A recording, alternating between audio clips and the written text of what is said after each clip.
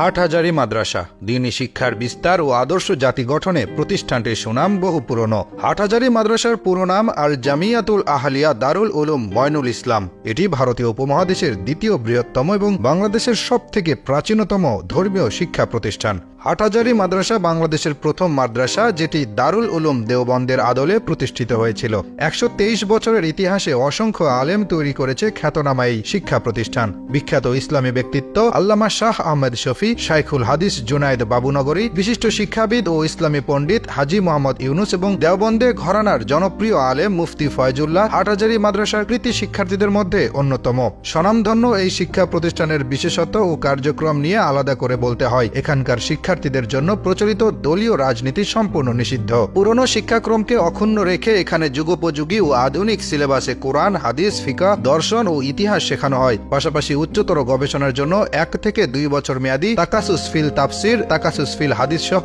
বাংলা ভাষা ও সাহিত্য বিভাগ, হিফজ বিভাগ, নুরানি ও হস্তলিপি বিভাগ চালু করা হয়েছে। হাটহাজারী মাদ্রাসায় বাংলাদেশের প্রথম দাওরায়ে হাদিস মাদ্রাসা। এই মাদ্রাসাকে দেশের হাদিস শিক্ষার প্রধান কেন্দ্র হিসেবে বিবেচনা করা হয়। এটির অনুকরণে দেশে বিপুল সংখ্যক মাদ্রাসা প্রতিষ্ঠিত হয়েছে। এজন্য হাটহাজারী মাদ্রাসাকে উম্মুল মাদারিস বা মাদ্রাসার জননী নামেও আখ্যায়িত করা হয়। মুসলিম সমাজে ইসলাম সম্পর্কে অজ্ঞতা ও ইসলামী শিক্ষা সংস্কৃতির প্রতিকূল অবস্থা দূর করতে ১৯০১ সালে চট্টগ্রামের হাটহাজারীতে মাদ্রাসাটি প্রতিষ্ঠা করা হয়। পরবর্তীতে শিক্ষার পরিসর বৃদ্ধি পেলে ১৯০৮ সালে কওমি মাদ্রাসা শিক্ষার সর্বোচ্চ স্তর দাওরায়ে হাদিস চালুর জন্য সাইদ আহমদ সন্দীপীকে হাটহাজারী মাদ্রাসার মুহাদ্দিস পদে নিয়োগ দেওয়া হয়। তিনি ছিলেন এই মাদ্রাসার প্রথম শাইখুল হাদিস। ১৯৪১ সালে মাদ্রাসার প্রতিষ্ঠাতাদের একজন হাবিবুল্লাহ কুরাইশির পৃথিবী ত্যাগ করার পর শাহ আব্দুল ওয়াহাবকে মহাপরিচালক হিসেবে নিয়োগ দেওয়া হয়। তার সময়ে মাদ্রাসার অভূতপূর্ব উন্নতি ঘটে। প্রতিষ্ঠাকালীন সময় থেকে মাদ্রাসাটির নাম ছিল মাদ্রাসা ময়নুল ইসলাম। শাহ আব্দুল ওয়াহাব এই নামটি সংস্করণ করে বর্তমান নাম রাখেন।